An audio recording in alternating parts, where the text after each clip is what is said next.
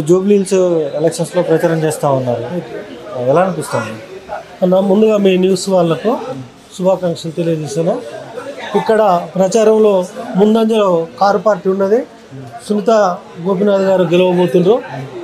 ఉద్దేశం ఏంటంటే కాంగ్రెస్ పార్టీలు చేసే వ్యాఖ్యలే మమ్మల్ని గెలిపిస్తాయి అనేది మాకు కనపడుతుంది. వారు చేసే చెడు దూషణలు ఏ అవుతున్నాయో ఏనుగు తన మీద తాను మన్ను పోసుకున్నట్టుగానే చేసుకుంటారు. మొన్న చూడబోతే మంత్రి గారు దొంగ ఏడుపులు ఏడుస్తారు, స్టేజీల మీద ఏడిపిస్తారని ఒక ఆడ మహిళను కూడా చూడకుండా వాళ్ళ ఇంట్లో జరిగితే వాళ్ళ భార్య ఏడవదా? వాళ్ళ ఇంట్లో ఆయన గారు కూడా చనిపోతే వాళ్ళ భార్య ఏడుస్తుంది కదా.